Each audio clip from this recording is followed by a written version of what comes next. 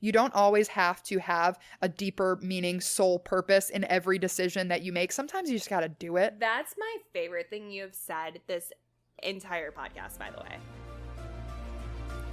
Hey friends, my name is Gabby Rosalie, and this is the Crucial Conversations podcast, a platform dedicated to self-fulfillment and breaking the cycle of wasted potential. Using the tools of perspective, knowledge, wisdom, and awareness, I, with the help of qualified expert guests, share free insight and proven strategies that lead to all forms of success. If you are ready to start investing in yourself and living the life of your dreams, because I promise it is possible for all of us, you came to the right place. Together, we will help each other level up and have the crucial conversations necessary to do so. Ladies and gentlemen, we are back and better than ever. And it's almost like I start every single crucial conversation with the same intro with another episode. And today is a very special day because my childhood best friend, Mackenzie Ludwig, is here to join me for a 2024 reflection episode. I did one last year with my friend Riley, and we are going to be bouncing around and doing another one pretty soon here as well, but I'm very excited to have Mackenzie on the show.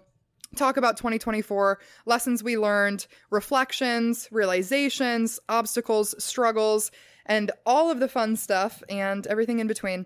So we're going to get into it, but I want to give Mackenzie a chance to introduce herself. I cannot say enough good things about Mackenzie. She is my wisest friend. She is my most humorous friend. She is my most genuine, truly drank the juice, raw, beautiful energy friend, and I'm so excited to have you here, Mackie. I love that you use the term drank the juice because Gabby and I have used this term. I swear we should coin it. We've used this term for over 10 years now. Fun fact, Gabby and I have been friends for almost 17 years now. My longest friend, childhood best friend, when she asked me to be on this podcast, I was so excited. But drinking the juice, how do we describe that, Gabby? How do we even start? We just had a literal 2.5 hour conversation last night after we saw Kim Kardashian's satanic ritual post on Instagram. Different conversation for a different day. But we were like, okay, listen, we got into it and then we went down the rabbit hole, explored a little bit. And then we came back to this idea of eyes being open, truly being awake. And for years we have said, you drank the juice. And we have been able to call out people that we meet or even strangers and realize who has and who has not drank the juice. And the only way that I can put it is that you are aware of what is going on. You are an elevated soul to the point that you are wise, but maintain a youthful, vibrant energy. And you said this. You said you're an old soul with youthful energy. And I love that. Yes. And I wouldn't even say drinking the juice, you have to be just that. But when you first meet somebody or have a conversation with somebody, you know within the first 5 minutes of having a conversation with somebody if they've drank the juice. You feel it. You feel it in the energy. You feel it in their presence and the way that they just are. And Mackenzie, you've drank the juice. I think that the juice tastes pretty damn good. And I know a lot of you guys, I know a lot of you guys listening to this podcast have also drank the juice. Drinking the juice doesn't make anybody better than the next person, but it does increase a level of awareness that you bring into your day-to-day interactions, your relationships, your encounters, etc. So we are going to be having a juicy 2024 reflection episode, and we are going to start out with the question. We're getting hot right away. What is one belief or mindset you let go of this year, and how has that changed how you show up in the world? And again, I said this to Mackenzie before we started this conversation, before we started recording.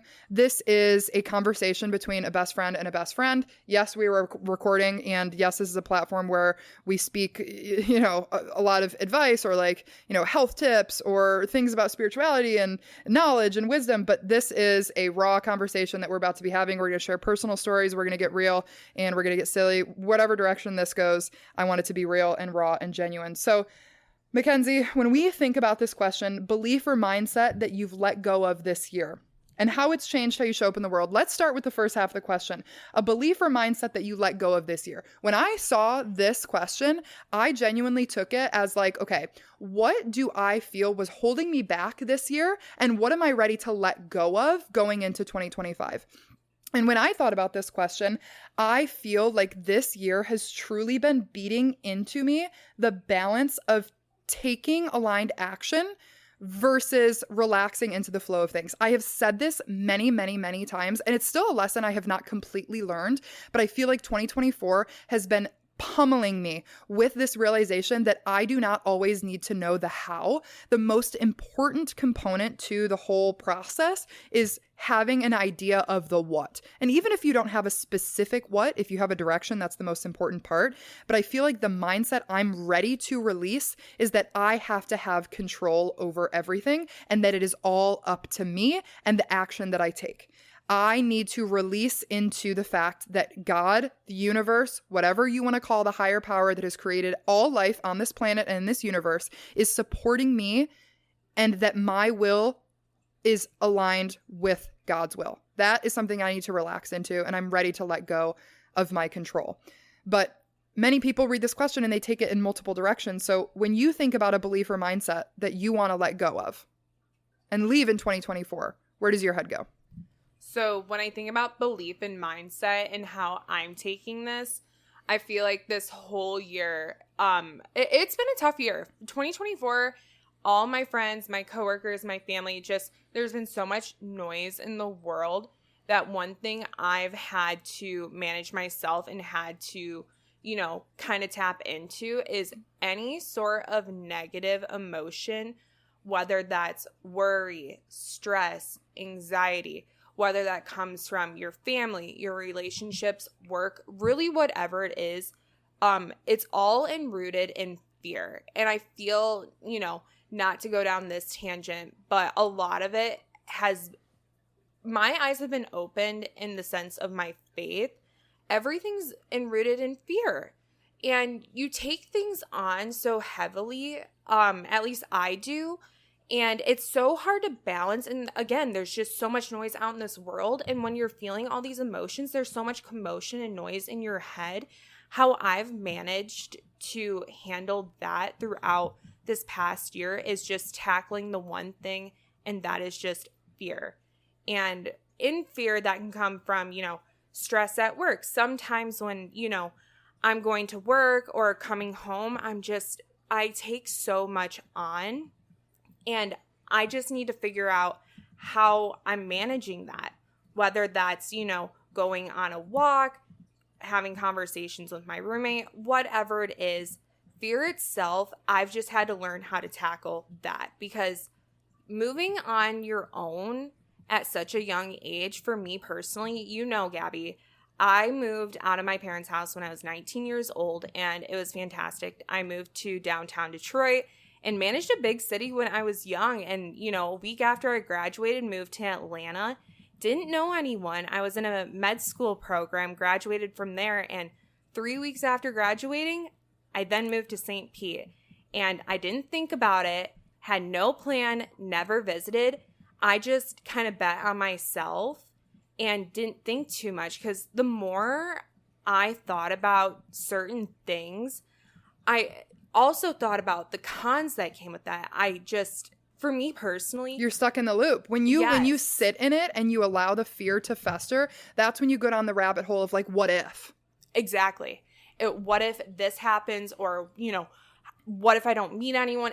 You're absolutely right. It's the what if. And so many things throughout my life have been held back because of those fears. But what I've done pretty much since I graduated from high school, I don't know if this is going to work for everyone, but what's worked for me is diving head first, maybe not thinking too much about it, because in my personal opinion, when you dive head first and you just do before you think, it's always worked out in my favor. Has it been tough sometimes? 100%. However, because it's been tough, it's made me a little stronger. I've managed to figure things out. Because of that, things tend to work out in my favor. You always say that. That is like Mackenzie motto. I do. Hey, you're the same way. It's, we speak it out into the world. Things happen in our favor. Absolutely. No matter how hard it is or how ridiculous things are. Who even knows? Legitimately, who knows what it could be in this world? But oh my goodness, at the end of the day, it always works out in our favor, and we laugh. You and I laugh so hard sometimes. You have to. If you cannot laugh at your situation, if you can't laugh at the things that are causing you inner turmoil, external turmoil, whatever, if you can't laugh just a little bit, that's when the fear has taken over and you're allowing it to like eat away at you. And don't get me wrong. Don't get me wrong. Like, there are situations that need to be taken seriously, and you're going to have to really dive deep into that, and you're going to have to move through the emotions. You might be able to laugh later. You might not be able to laugh in the moment. But when you can 100%. Look back on it and you can be like, wow, I remember this year when I was like literally in the deepest pit of self-despair that I've ever been in my life. LOL. Like, you have literally. To be able to, and it's like, dude, it worked out. You know? have to have a sense of humor about it, because it's humorous, because the mirror test, it's amazing. As you know, like, I feel like, again, 2024 mirror test consistently this truly year. A mirror test. It's just wait, what do you mean by a mirror test? Let's expand on that. So a mirror test, and how I personally take this, is pretty much just taking a good look in the mirror and having that honest conversation with yourself wherever your head and heart align. Because here's the thing about pretty much everyone, we already know the answers 9 times out of 10. Sometimes it's just hard to admit that to yourself. And because of the noise, because of this, like, the confusion that we experience is oftentimes because of the noise, is because of the distractions, is because of the fear that like we can't see through the fog to get to the mirror. Like, we have really foggy mirrors, but truly when we're able to clear that noise and the distractions and like get to the root of the fear so we can work through it, then the mirror is clear. Yes, and you're 100% right. And that's where I find a little bit of humor in it at the end of the tunnel, because I already knew the answer. I already had the tools. Everything was in arm's length and arm's reach of what I needed in that moment.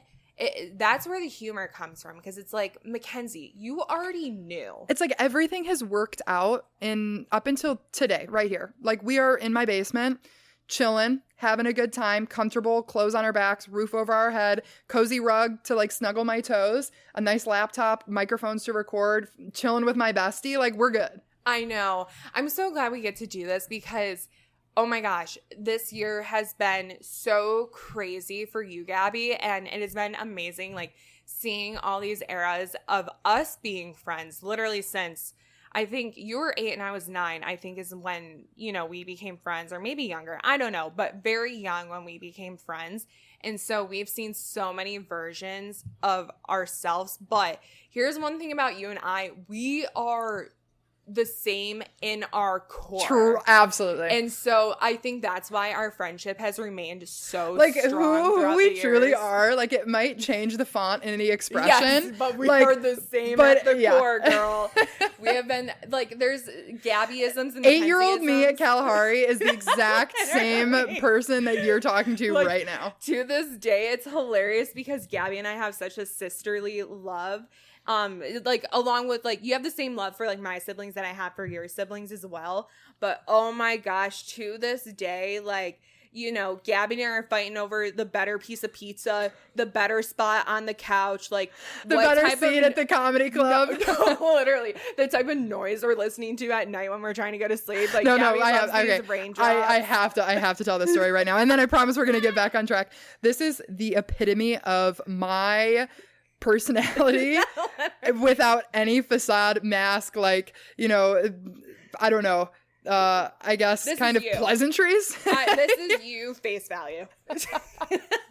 So we're in bed, we're having a slumbie, Mackenzie's over, and I start playing this, like, I don't know if it was a rain, it's like rain noises or something like that, and Mackenzie does not like it, and she expresses that she does not like it. She goes, hey, can you, like, change this? I don't really like this. And I'm, like, kind of tired. I have my eyes closed. And I'm like, listen, Mackenzie, just give it a minute. I promise you'll like it. The most involuntary response. There was not one single thought. It was automatic. It was like an automatic response, no thought. And I was like, no, listen, it's fine. Just give it a second. I promise you'll like it. She clearly does not like it, has asked me to turn it off. And I'm like, You're going to love it. Like, I'm not turning it off. Oh my gosh. No, Okay. really. Holy hell. All right. Anyways, but here's the thing too, this belief mindset about, I love that you brought up that everything is rooted in fear, because when I get really anxious or when I find myself like angry even, it's like, to get to this understanding that fear is at the root, all you really have to do is ask yourself, where is this anger stemming from? Like, why do I really feel angry? What part of me doesn't feel whole as a result of this situation or as a result of this potential outcome? So it's like when I get anxious about my career, then I'm asking myself, like, okay, I don't know where my financial stability is going to come from. Okay, where is the fear rooted in that? My fear of security and stability, my fear of not being able to support myself, my fear of not being able to make it, my fear of failure and not succeeding. Like, that is a deep-rooted fear that I have had for a long time. My hyperachiever, it comes out, and I've really come face to face with it this year, of like understanding that a lot of my fears, a lot of my insecurities, a lot of the ways that I show up from that shadow self in my everyday life is rooted in that fear of failure, fear of not being able to support myself. Even though I have had all of the support that I could have ever asked for in my entire life. So funny how I can get down this rabbit hole and be like, but are you really going to be able to support yourself?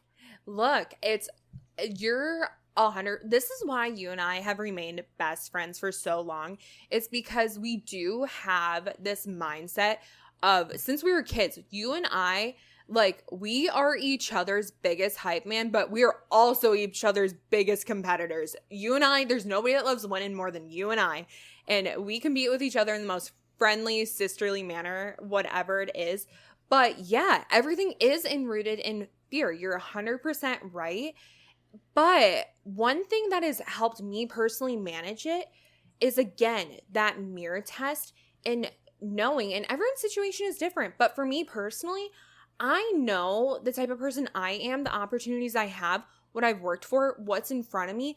Everything's in arm's reach. It's just being a doer rather than sitting back and allowing things to always come to you, being proactive and going after it.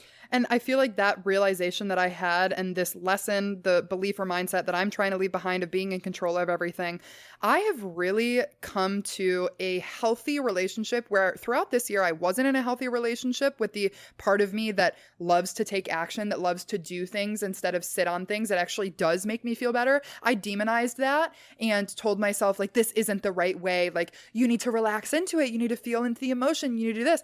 Actually, what I've realized is that this idea that you need to be doing something differently than what you feel in your heart is right, that is also the root of the disconnection and the worry and the stress and the anxiety and that fear, because you're not listening to yourself. You fear that you may be wrong. You fear whatever. And so it's like when I was demonizing that part of myself that knows that I'm a doer and that I like to take action because I thought that I needed to relax into my feminine and just like go with the flow. Realistically, that works for some people, and what works for everyone else may not work for me. I might be a person who self-soothes by taking more action than I do relaxing into the flow. There is a balance, but I've realized that about myself, and quite honestly, I love that about myself, and no longer will I demonize that about myself.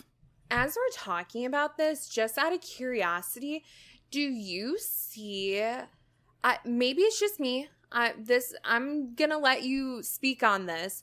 Do you think that you and I are people, how we manage this is having just a little sense of control, structure, schedule? Me personally, that's how I feel the most like comfortable. Like, you get it, like growing up being, a collegiate swimmer, a competitive swimmer, and, me with my sports and, going to school, working. When you have such structure, it's funny. Go with the flow, still have your fun. But me personally, I feel like my fear is managed when I know exactly how I'm showing up and what I should be doing. And yes, we pivot where it's needed, but I don't know. I feel like I need just that little sense of control in my life. Well, because you can't truly relax until you know that you're safe. And to me, the degree of safety that I'm able to enforce my decisions, my attitude, my, circumstances with comes from that minor degree of control when and if I am able to take it. So it's like I can create this structure for myself that then allows me to relax into the flow. And I've talked about this many times. And if you want to talk about masculine and feminine energy, the masculine is the component that creates the bubble for the feminine to flow. And so without that structure, the feminine, the energy of flow, this relaxation, this yes, it doesn't have anywhere to go. It's not channeled. It is chaotic. It is chaotic. So you need structure. I truly believe that. Everybody is composed differently. We all have different talents, different gifts, different strengths and weaknesses. But I believe that one of mine is the ability to take action and to be in control of the things that I am able to control, to then allow me that degree of spontaneity, that degree of impulsiveness that I have. And like, it keeps it interesting and I love it. I know you have it too. I mean, everything always works out for us. We know this. Another Gabby and Mackenzie-ism. Exactly. And I think too that this idea of the balance, even though I may be 70-30 and other people may be 30-70, what it really has helped me, even that 30 has helped me to reinstill and rejuvenate my faith and my understanding that I'm not in this alone. I know we've talked about faith many times and that has been a really, really big catalyst in your ability to release some of the fear, to step into your path and do that with full belief and empowerment is your faith. And I am so proud of you for your faith. We've had this conversation offline. Truly, I'm so proud and I'm inspired by your faith. And faith is something that's very, very important to me. And I feel like I've kind of been through the ringer this year in terms of like, what does my faith look like in this stage of my life? Because I've explored the more like esoteric, spiritual kind of side of things. And I grew up Christian. Then I refound my faith in college, joined a ministry. But I think that I have always had a deep relationship with God the Father. And that is the God that I choose to pray to. That is the God that I choose to put my hope into, to receive my love from. And here's the thing about God. God is not defined to a gender. God is not defined to a body, a guy with a beard, like whatever. But here's the thing. I know that it helps me to think of a fatherly relationship when I am thinking about my creator and my provider. And that is my faith. And that is a beautiful thing about faith, is that every single one of you listening to this, you, me, we all have our own perception of what that means. And that's the beautiful thing. But because I've been through this cycle of like, what does my faith look like? And, these conscious communities and meditation and prayer and, all of these beautiful, beautiful components that are, conduit of spirit. What does my faith really look like? And I have, grown closer and I've stepped away and I've grown closer. And it has really, really, like, distance makes the heart grow fonder. But also this cycle of learning and unlearning and then relearning has really grounded me in my faith and my ability to release some of that control, but also come to terms with the part of myself that establishes and takes that control. So it's like the self-love, but also the support from outside of myself. Yes. 100%. I love that you opened up this conversation of faith, because I think that is one thing you and I have always shared is, this part of us in our Christianity. It's a conversation that I feel like not a lot of people our age have. There are conversations about it, but I do feel like that is where you and I share a lot of our commonality as well in our faith. And I remember you in high school in particular, I remember you were going to that church in Novi. What was it called? Brightmoor? Yes, Brightmoor. That was in Brighton, yep. Yes. Or no, Brightmoor was in Novi. 242 was in Brighton. Yes, right over by 12 Oaks Mall. Yep. Yes, ma'am. And I remember I was so inspired in high school by your faith. And at that time, I was really struggling with my faith growing up. As you very much so know, I went to Catholic school. I grew up in a Catholic household. My whole family was Catholic.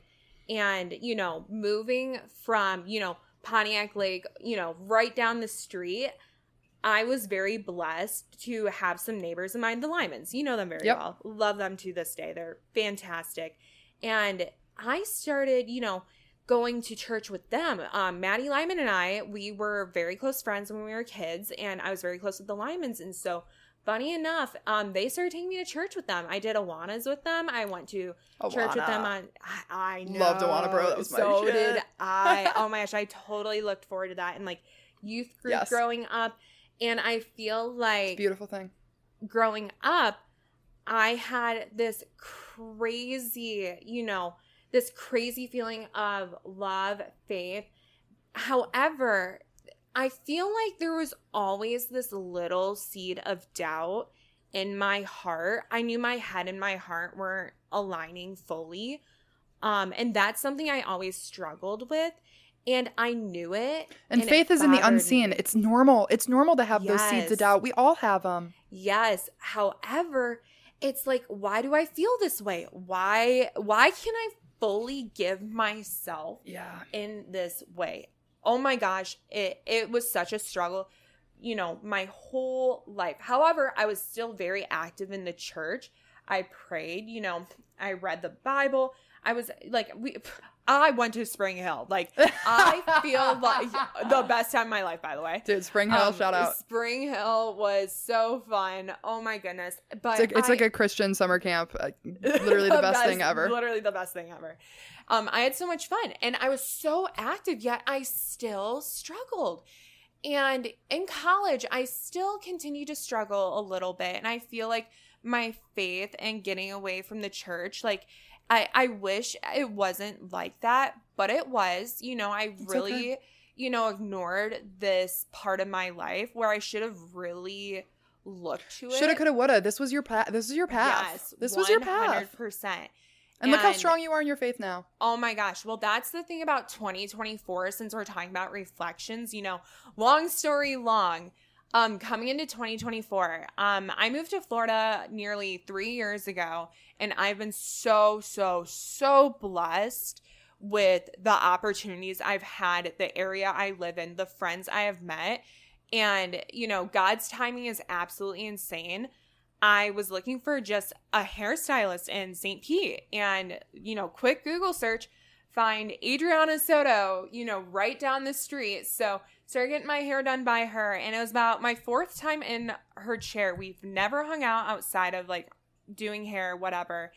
And we're just chit-chatting, and I lived in this god-awful apartment when I Even though it was not bad. It was actually a nice place. But girl, there's something called roaches in Florida, and those babies lived in the stairwells, and it was a little scary. Yes, yeah. Girl, I feel you, but yes. But, Adriana and I bonded over that because she lived in the Wayland as well. So we're just chatting, and one day I'm in her chair. It was May of 23. And she asked me, hey, my roommate's moving out. Do you want to move in with me? And I said yes on the spot, talked to my leasing office that day, moved in with her. But little did I know that, living with Adriana and meeting, friends through her, like Nicole Freedom, Betsy Slater, these women were put in my life, and I figured this out very shortly, to grow my faith and bring me closer to God. And I think that's the one thing about 2024 that has been such a change in me. Like, as you know, like the biggest compliment your mom gave me, seeing her since I've been home with Christmas, is like, Mackie just looks so happy. Yes. And it made me feel so nice inside. And it's because I feel like my whole life right now is so enrooted in my faith that it has eliminated nearly every single negative emotion, stress, or anxiety in my life, because I just have this mindset that I am fully capable and supported. And supported. I feel safe. The unknown, I give that to God. I just put my head down. I know I'm on the path. My eyes are open. My ears are open. Like, I'm learning the lesson. But you take action when the opportunity presents itself. And sometimes you have to like mitigate like through the lack of clarity and take action. But otherwise it's like, okay, leave the rest to God. And that's what I have truly seen in you. Like, that is the biggest change, is that you have really relaxed into your ability to make things happen, but not always being the initiator almost. It's like, it's going to work out for me. It's going to work out. Yes, but same thing with you. We are women of action. When we see an opportunity, we take it, because look, if we don't take it, somebody else is, and we're the ones who want it. Like, if you're giving me the option, I want it. Yeah. If I'm going to take it, I'm going to go after it. However, you cannot control every aspect in your life, as you very much so know. So the uncontrollable, the unknown, the seed of doubt, it's funny. when I'm like in the car or just laying down before I go to bed, if I'm feeling these emotions, I literally say the most ridiculous thing to myself. I'm like, God, I'm putting like my anxiety, my worries, my stressors in a box, putting a little bow on it, and I'm leaving it at your doorstep. I love that. And I give it to him, and it's funny because I just immediately feel the lightness like inside of me. Like this heaviness is immediately taken. I felt so safe and empowered this year. Just truly, like 90% of this is just truly enrooted in my faith right now. Yes. And honestly, the second kind of, I guess, way to answer this question was that it's okay to not be okay. And especially when you are not okay, to have that conversation in prayer, to have that conversation with a best friend, to allow yourself to not always be thriving and like on your high horse. It's okay to be knocked off, but when you're knocked off, being able to give that to God is the most empowering thing. And you know, when I say it's okay to not be okay, when I have accepted this, I have also allowed others to see this component to my experience, which has increased my degree of vulnerability in the conversations that I have, the intimacy in my relationships, the trust that I have in my loved ones because they are there to support me. And this is the thing about feeling like you have to be okay all the time. If you always have your shit figured out or you come off that way, sometimes it's hard for people to relate to you in a sense. And you can always be a motivator and you can always be an influential, inspirational type person. And I love to be that, but I also love to be the relator. I love to be the honest, vulnerable one who is sharing because we're still human. Yeah. Like if I expect to understand you, like all the time. Exactly. There's zero chance, you know, that's why like getting into this, like media and content you consume, I feel like you and I are so good about being very conscious of that. And, you know, the type of, you know, videos we're watching, music we listen to, not to get into that whole crazy thing. However, weird. Yes. The whole Kim Kardashian video, like not to get down that, but we were just talking about that last night. I just think it's like so important that we're so conscious of that as well, because not everything you read, you see, you talk about is real. We want to show the best versions of ourselves, of course, but that is not all real. Absolutely. It's impossible. Absolutely. And that kind of bridges into the next question, which is, you know, realizing 2024 has brought a lot of moments of joy and success, but it's also brought struggle. So what is one of the behind the scenes struggles that has shaped who you have become today? Okay, I love that. So as you very much so know, with me personally, I think one of my biggest struggles is that security, that feeling of being safe, and, you know, just the inner turmoil sometimes. Again, going back to so much noise. For sure, that is like my behind the scenes struggle.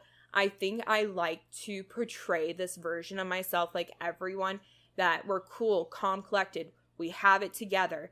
You know, but internally sometimes I think it's a struggle when your mind is here, but you want to be somewhere else.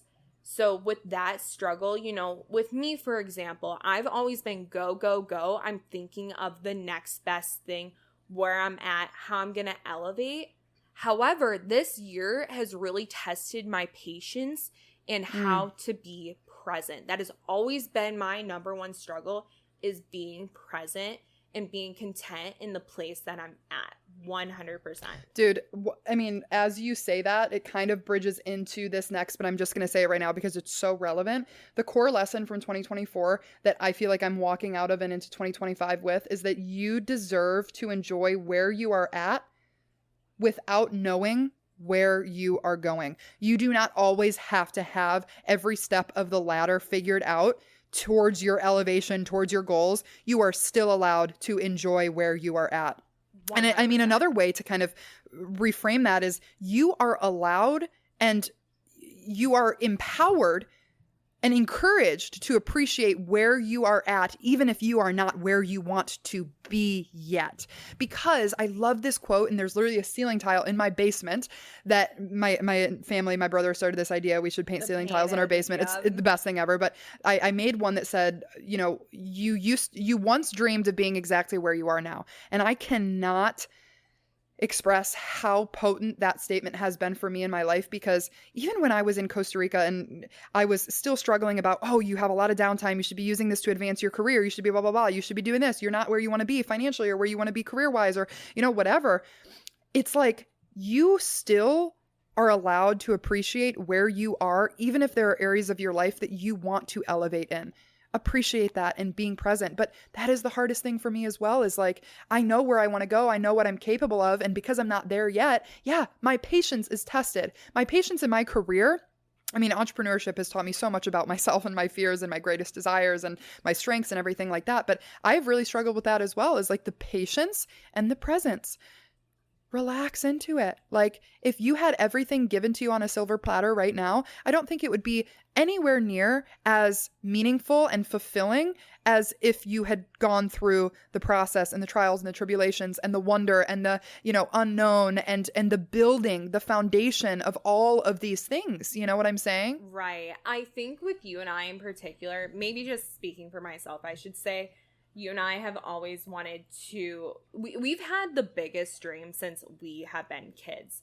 And you and I, it looks different. Our goals are different. However, the mindset is both there, just different fonts, I feel like.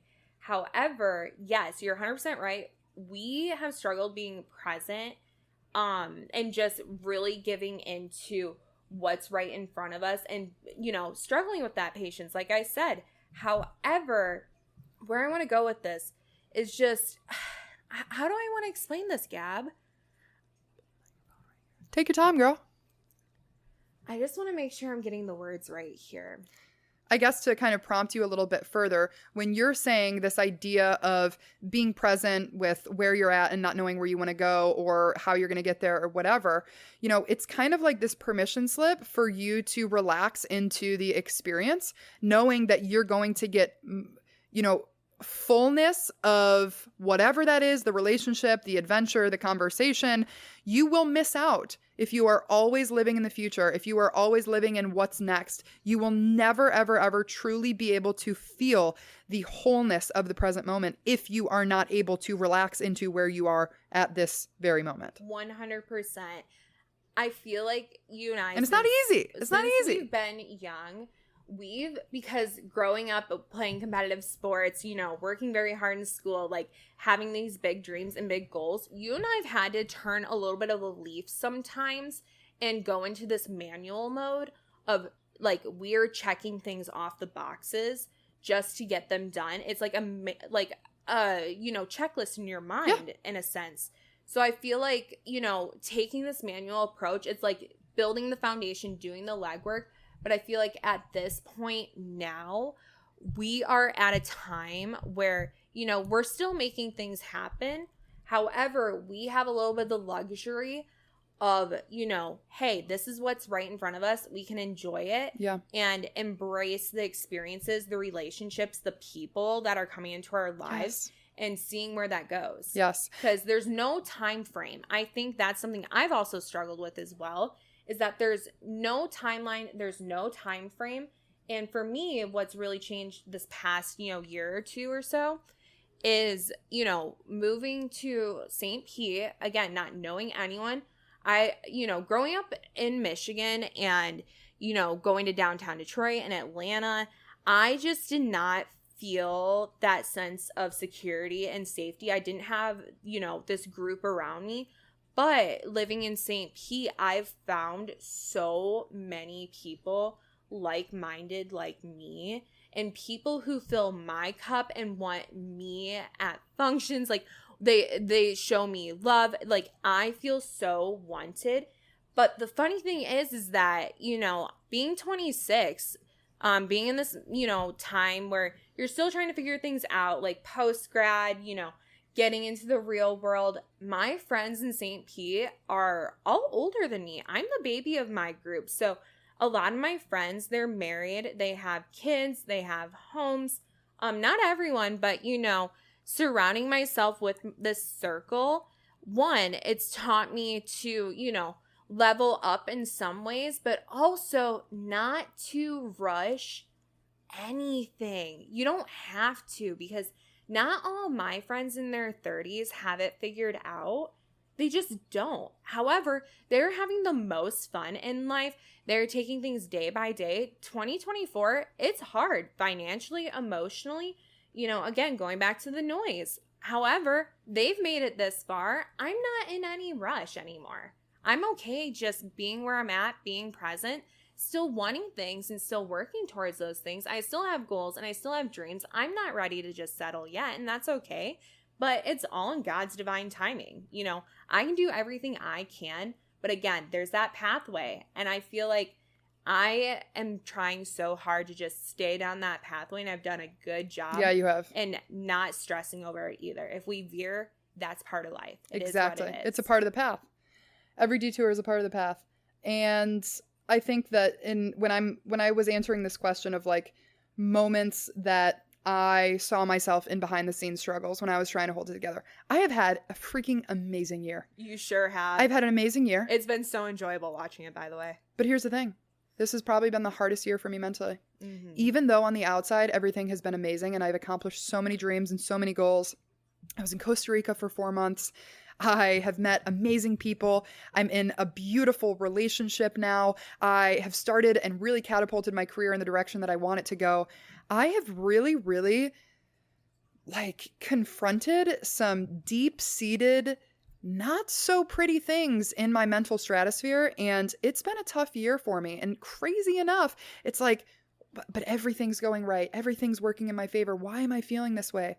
And you know what? I think that truly, that is a lesson in and of itself, is that you can be achieving your goals. You can be living the life that you have dreamed of. And if you are not truly able to relax into it and appreciate it and celebrate it and stop thinking 5 million steps in the future, you will never be delivered the joy that you thought was going to come with the package of your goal, with the package of the relationship, with whatever. And I think I'm coming out on the other side of it. And that's how I truly feel. Like sitting down to record this podcast, I feel like I'm coming out on the other side of it because I have allowed myself to recognize this mental turmoil that I feel like I have been in, like emotionally and just with myself. And, kind of my situation, the lack of stability, and I've been all over the place, and it's really caused me to connect and lean into that rooted fear in the stability, and fear that I have in that support of like, what am I going to do? How am I going to make it happen?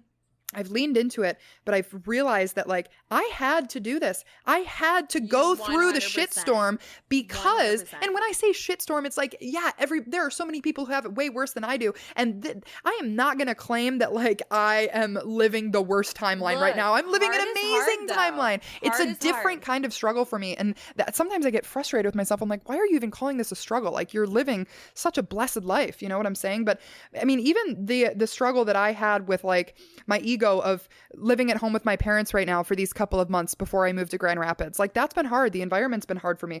I feel like I've outgrown the environment. So it's this shame cycle of okay, now I'm channeling this into escapism where it's I am not present with my family. I'm not appreciating the encounters that I'm able to have or the meals that we're able to share because it's I'm trying to be somewhere other than where I'm at right now. But God, just appreciate it. Know when it's time to take action. And you and I just had this conversation. It's time for me to make a move. And I know this, but it's okay to appreciate where you're at, even if you're not where you want to be at.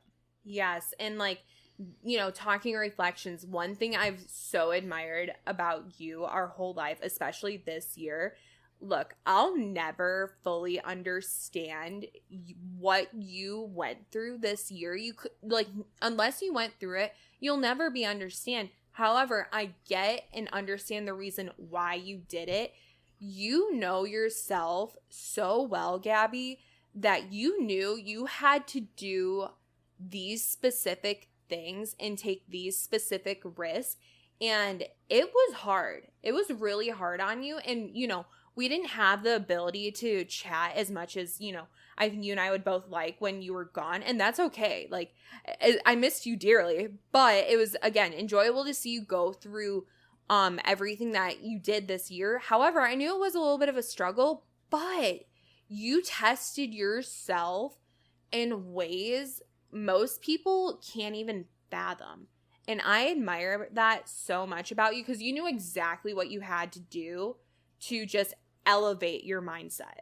I appreciate that so much. And it's funny because it's like, yeah, on the outside, 4 months in Costa Rica sounds amazing. But when you're on a solo trip and you're doing something so far outside of your comfort zone with no idea of what it's going to look like or the people that you're going to be surrounded by or what you're going to do next, not having any source of income because you're volunteering and you're trying to build your freelance business, and you're, you know, it's like that lack of structure that I threw myself into, like that was really tough for me, but it was so necessary. 100%. It was so necessary. And it also, part of the necessity of it is for me to realize that I actually appreciate the structure a little bit. We just talked about this. Literally, and that's part of the realization. So yes, 1000%. Now, this kind of idea of reflecting on trials of the year, this question, what advice would you offer to your past self at the beginning of 2024? Like, what wisdom would you want to pass forward to listeners who might be in the thick of their own struggles? Because we just talked about mine, I'm going to go off, and then I'd like to hear what you have to say about your lack of being able to be present, and then also how you've used your faith. Like, I want to hear some advice, actionable advice that you would give.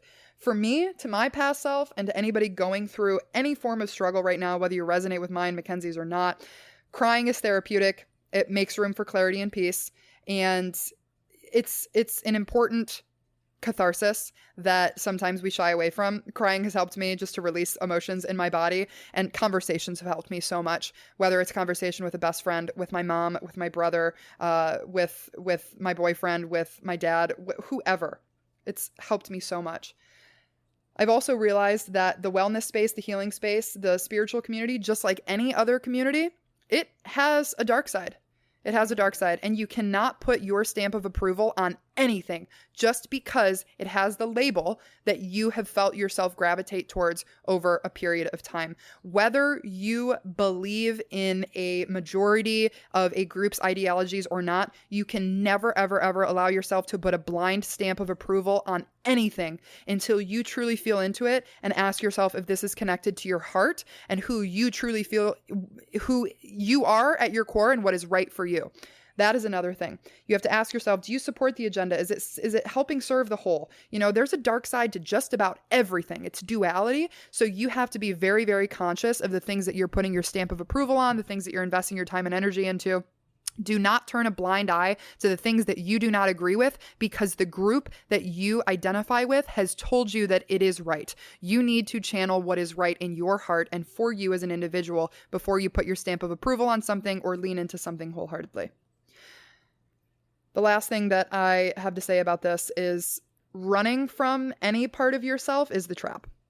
When I was running from the masculine side of myself, my action-oriented component to my personality, my productivity, my achiever, when I was running from that, when I was telling myself that that was wrong, that I should relax more into the flow, we talked about this earlier in the episode, that was the trap.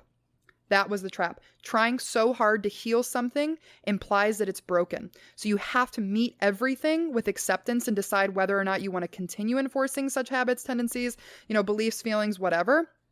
Because if you don't want to continue to reinforce those, then you build yourself up using all the tools in your toolbox, not locking certain ones away because you've demonized them or made them out to be not what you should be doing or feeling. Accept everything and then pick and choose, right?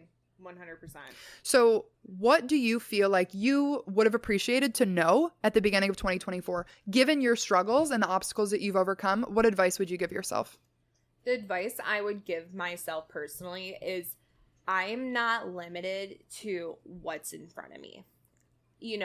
Being present is fantastic.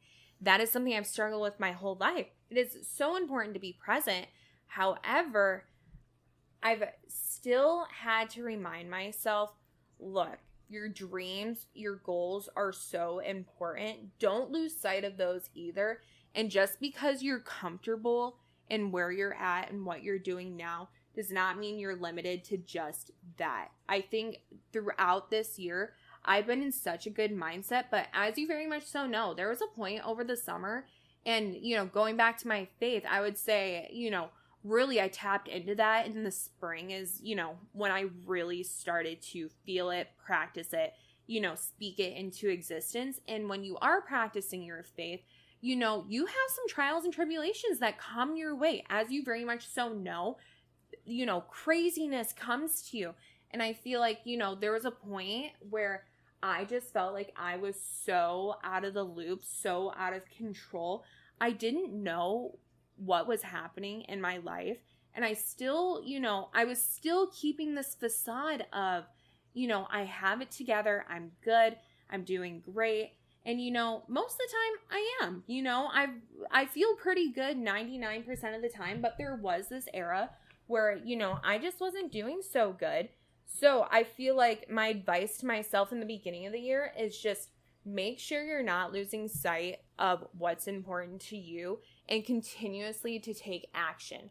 Take a look at opportunity, go after it. You know, I continuously have been telling myself over these last 3 months in particular that everything I want, everything I need is within arm's length. I'm more than capable. It's just going after it. Yes. That's the hardest thing. I think, you know, we are creatures where, you know, we give advice and sometimes we need to take it Absolutely. ourselves.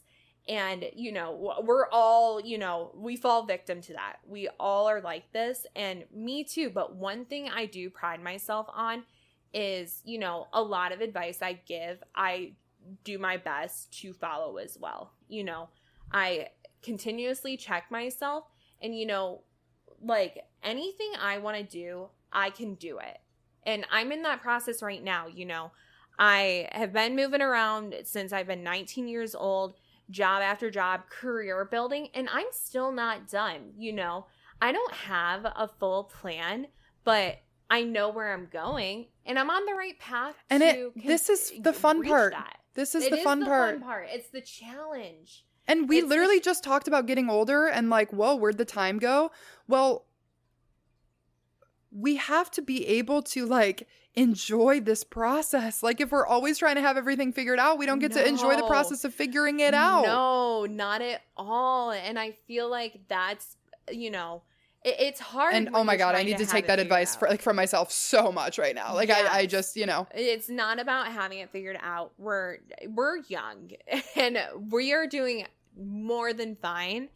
However, best advice I can continue to give myself is don't lose sight of what's important to you and continuously go after the things you want, because you know the type of life that you'd like to have and what you want to build, and you're not in a rush. I think that's like the biggest thing I've learned this year is just I'm in no rush. And that has been through the help of my fantastic friend group down in St. Pete, you know, them being a little older than me, you know, having experienced a little more life than me. It gives me a little bit of comfort. Yeah. That, hey, I don't have to have it figured out. I don't have to have a partner in life right now. I don't need to be completely settled, because that's not even what I want. Yep. I want to experience so much of life, and I want to experience so many more people in this world. I want to be able to see things, live some life. We do not need to get super serious right now. It's just, you know, chugging along, continuing to build what I want to build, but also enjoying life at the same time. Why not have fun? Why not have fun? Right. No, literally. And it's when we were just talking about advice, I feel like I really need to share this because this has been on my heart since I read these words. In a book by Matt Kahn, he said, when your heart has been out in charge of however you respond, you can see that you're motivated only to give advice for another, to remind yourself of the next important step for you to take in your life. And that has sat with me ever since. I am so aware of when I feel called to open my mouth and give advice. And ever since I've read that, I have been so keyed in to when I feel called to share that I am listening so deeply to the words that I am sharing, so that then I can take those words and reflect them back to myself and ask, where do you need to apply this advice? Because that's been another really big lesson in my life. You know, I'm in communication coaching, I'm in mentorship, I'm in this industry of influence and impact. Where do I need to practice what I preach? And this year of mental turmoil for me has been a constant reminder of like, go back to the advice, go back to the toolkit that you give the people that you work with, go back to the routines and the structure that you try to provide for the people that come to you bearing struggle, and live that and practice that. And I have had to remind myself that it's not an easy fix. It's not a right away fix. But if you are consistent and you continue to show up and you continue to put those tools into practice, that is where you start to see progress and where the results come. But that's been a big lesson for me, is practice what the hell you preach. Because sometimes I'm coming from a point where it's like, I'm feeling good, I'm doing well, I can give someone advice because I know what it feels like to feel like you're out on the other side and you're feeling good. But I was struggling to give myself advice when I wasn't on the good side, when I was struggling, when I was in the bad side. And what I had to remember is like, practice what you preach. Because if you believe in it enough to tell other people to do this, enough to share this advice to others, you damn well better be able to share and accept that advice for yourself. 100%. So I want to talk a little bit about 2025. As we move into 2025, what is one intention or shift that you are carrying forward? And how are you preparing to embrace the new year with clarity and purpose? And if you want me to take this question first, I'm happy to do that. Have at it, girl. All right. First one. Sometimes it is best to just do something. It does not have to carry the weight of your mission, your purpose, your passion. In fact, it does not have to serve a deeper meaning at all. A step in a relative direction, a step in a wrong direction even, is still better than not taking a step at all. Sometimes it is best to just do something. That is so empowering to me. We just talked about detours still being considered a part of the path. As I move into 2025, I am consistently going to be reminding myself that when I feel stuck, when I feel like I've outgrown my environment, when I feel a need for change, I do not need to know what I am looking to level up to exactly to a T. I can have an idea and I can connect to my vision, but sometimes just doing something is better than not doing anything at all. I would also say, bridging off of that same exact philosophy, we don't always need to be searching for meaning before we make a big decision. Sometimes things don't make sense until after we make a decision, until after we do the thing that institutes change. Preach. If we're always looking for the meaning before we make the choice, before we make the decision, we are going to not only procrastinate, we're going to stay stuck for a lot longer than maybe we should have. You don't always have to have a deeper meaning, soul purpose in every decision that you make. Sometimes you just got to do it. That's my favorite thing you have said this entire podcast, by the way. I love that. I resonate with that so much. Not to cut you off. I just sitting here with you, I'm literally pointing at you. I'm like, yes, girl, preach. It's like, I am that person. I'm always looking for meaning. I'm always looking for, am I supported? Is this aligned? Is my will aligned with God's will? Here's the thing. We find inner meaning when we are doing things, we are experiencing things, we don't know. We don't have to know. 95% of the time, we don't know the reason why until after the fact. If your will is not aligned with God's will, God will make that very, very, very apparent to you. Because if you ask him to show you where you are not aligned, he will show you. And just because you do not know before you make a decision or before you institute a change, if for whatever reason it is not aligned with his path for you, he will make that very clear whether you like it or not. 100%. And I think that's the thing with you and I, is trying to keep our eyes open, our hearts open to, hey, this is where I think I will thrive. This is where I want to be. Am I aligned with this path? If not, exactly what you said, you will 100% let me know. And I think that's where I have felt safest and most comfortable leaning into that aspect, because you're 100% right. I feel like we are called to do certain things in this life or to be in certain places, and just trying to figure out, hey, is this right for me? If not, I need some clarity here. And it's always, God is so funny in the way he works. He's got a sense of humor, 100%.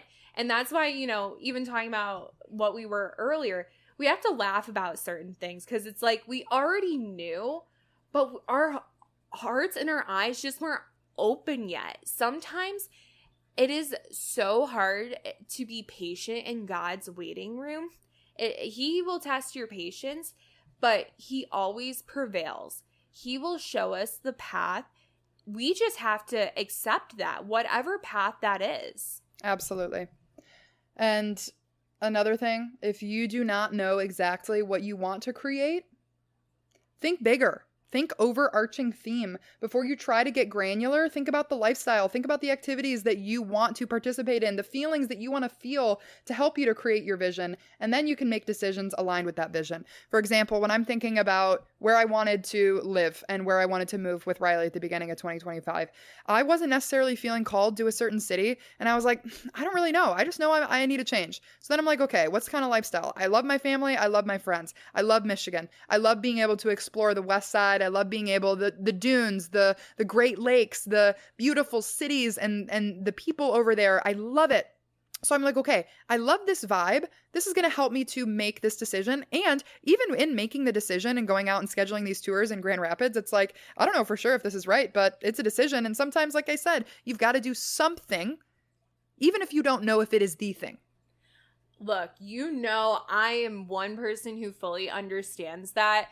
One thing about me is I love to learn the hard way. I really do. I don't know what it is, but that's just how life works sometimes.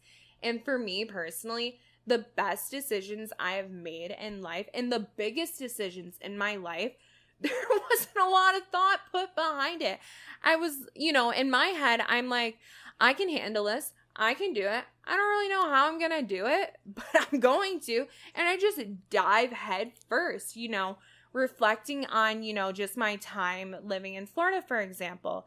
You know, like, you know, graduated from school in Detroit and went to Atlanta very shortly after, did my program there, graduated, moved back to Michigan, you know, 3 days after I graduated. And I was like, oh, absolutely not. You know, I was applying to any single job across the country. I remember.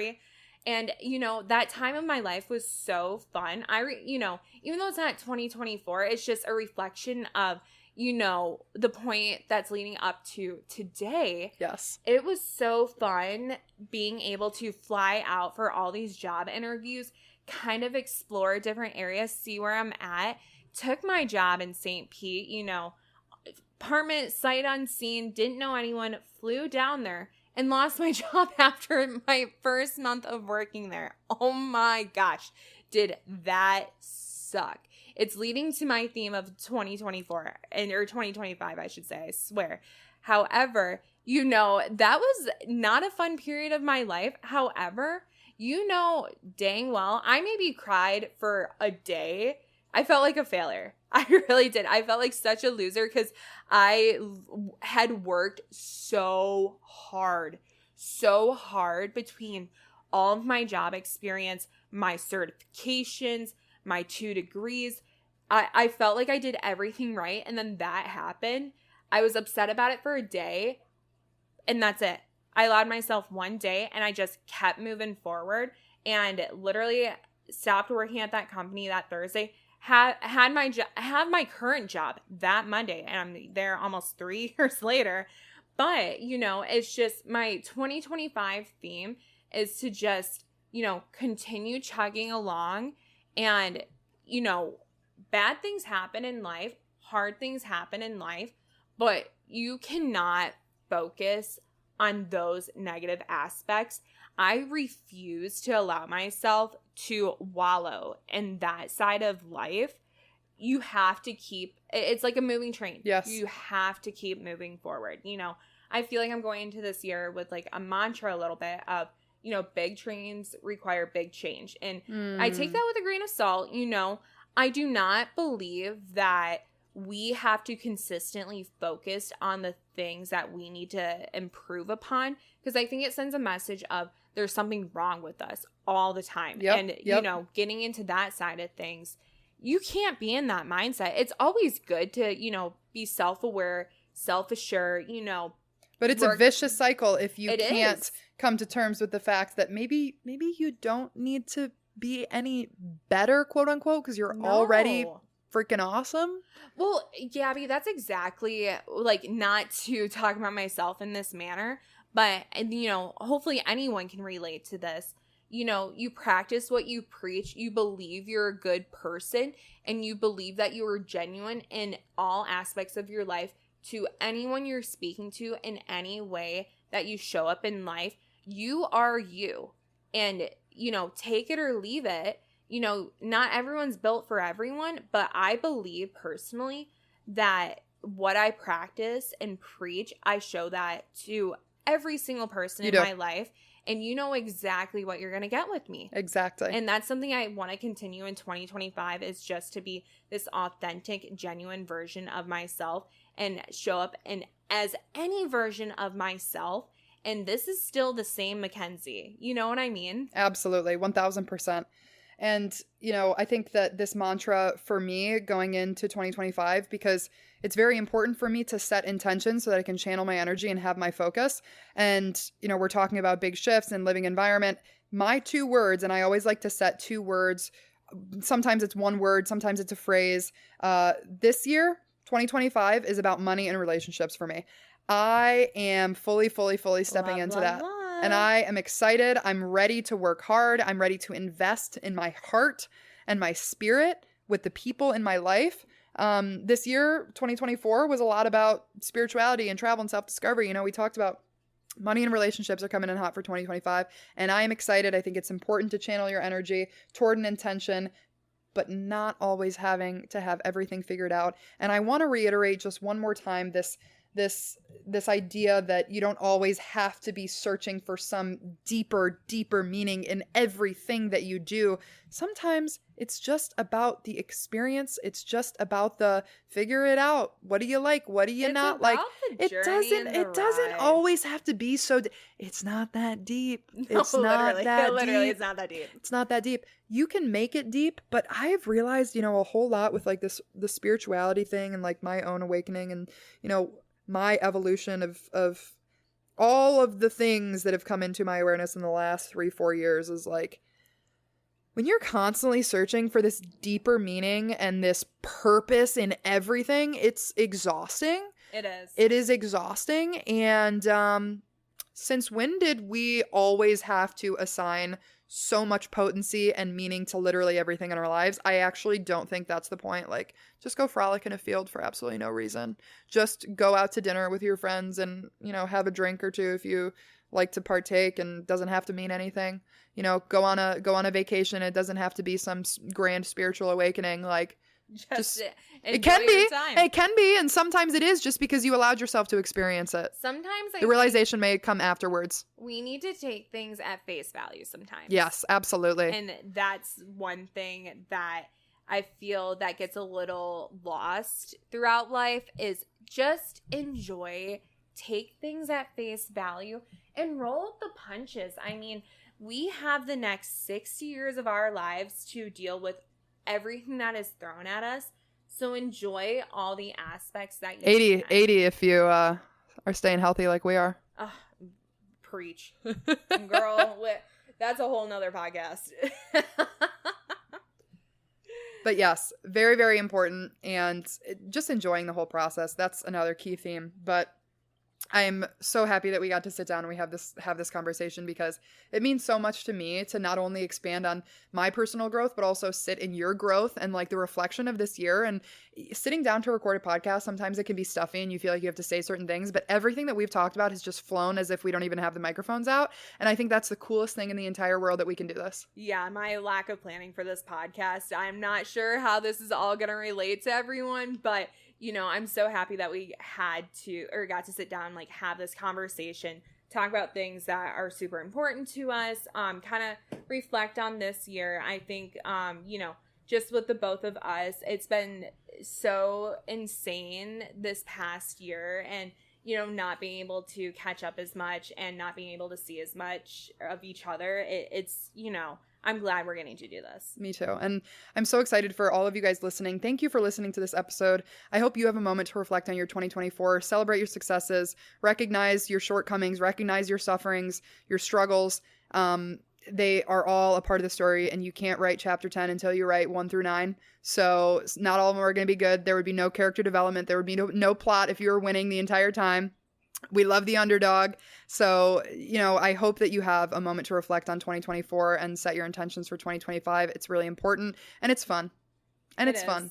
So, Mackenzie, thank you so much for this conversation, and thank you guys for listening. Thank you for having me, Gabby. And we will see you next time on the Crucial Conversations podcast. Ciao. Hey, y'all. Before you head out, I just want to say thank you. Thank you for listening to this episode, and most importantly, thank you for making the conscious decision to invest in yourself and expand your mind. By doing so, you are helping to elevate us all to live better lives.